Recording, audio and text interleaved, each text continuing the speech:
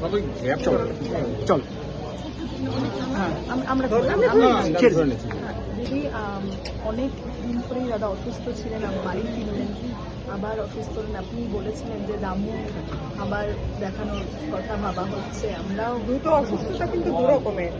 ওনার কিন্তু প্রথম একটা সার্ভাইকাল স্পাইনের অপারেশন হয়েছিল, ভালো হয়ে গেছিলেন, হাঁটাচলা করছিলেন, বেরোচ্ছিলেন। লাস্টলি উনি শরৎচন্দ্র চট্টোপাধ্যায়ের উপর একটা ডকুমেন্টারি শুরু করেছিলেন, সেটার একদিন শুটিং বাকি ছিল, এডিটিং মিক্সিং যাদের থাকে সেগুলো বাকি ছিল।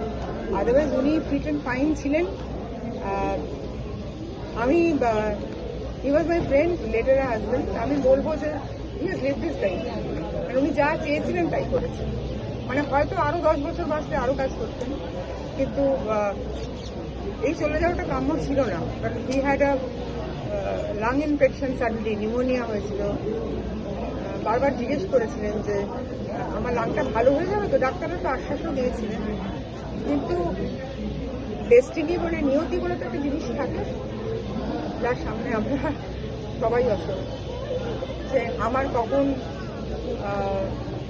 কখন আমার অ্যাক্সিডেন্ট হবে, কখন আমি চলে যাব, কখন আমার অনেক ভালো থাকবো, কখন আমার খারাপ হবে, এটা আমি কোনো মানুষই এটা বলতে পারে না। তো সেই জন্যে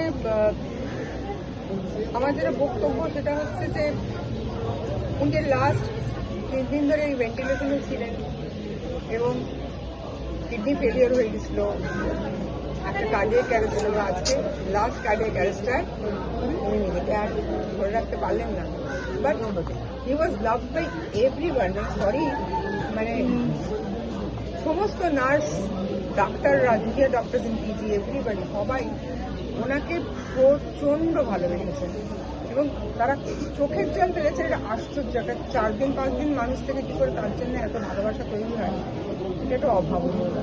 মানে তার মানে he is a happy go lucky person, fun person, মজার লোক, আনন্দ করেই চলে গেলেন। এবং আশ্চর্য, আমার বড় মেয়ে বিদেশে থাকে, জোর করে বাবাকে হসপিটালে দিয়ে গেছিল যে মা তাড়াতাড়ি বাড়ি আনো সুস্থ করে, তারপর আমি দেখছি কি থেরাপি শুরু করা যায়।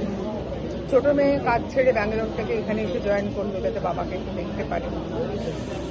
অ্যান্ড দে ফেল্ট চিটেড, যে বাবার সাথে এটা হলো, এটা দে ফেল্ট চিটেড, যে ভগবান এরকম দিয়ে নিলেন।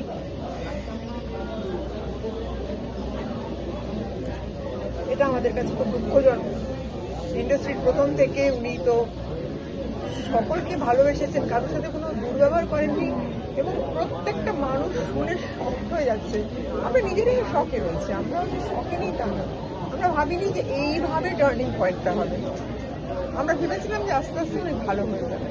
আর পিজিতে দিয়েছি, মানে উনি সবসময় বলতেন পাপিয়া যেখানেই আমাকে পিজিতে দিয়ে দেবো, ওখানে হার্ট অ্যান্ড লাং দারুণ, আর কোথাও নিয়ে যাবো। Full support from the government. Papiya Adhikari আমাকে ভীষণ সাহায্য করেছেন। আমার সহকর্মীরা, আমার থেকে ছেলে মানুষ, ঋতুপর্ণা, প্রসেনজিৎ, সুপ্রদীপ দত্ত, সোমা, মানে দিদিদা, মানে কার কথা বলবো, যে মৌসুমি এসছে আজকে, কে নয়, পুরো ফোরাম এসে বলে যাচ্ছে খালি দিদি আমরা সাথে আছি, দিদি আমরা সাথে আছি। এই যে ভালোবাসাটা রাজাদা কুড়িয়েছেন, এখানে এই যে শিশু দেখেছেন, ছোটোর সাথে এরা বড় হয়েছে, আরো থেকে আরো কাজ করতে পারতেন।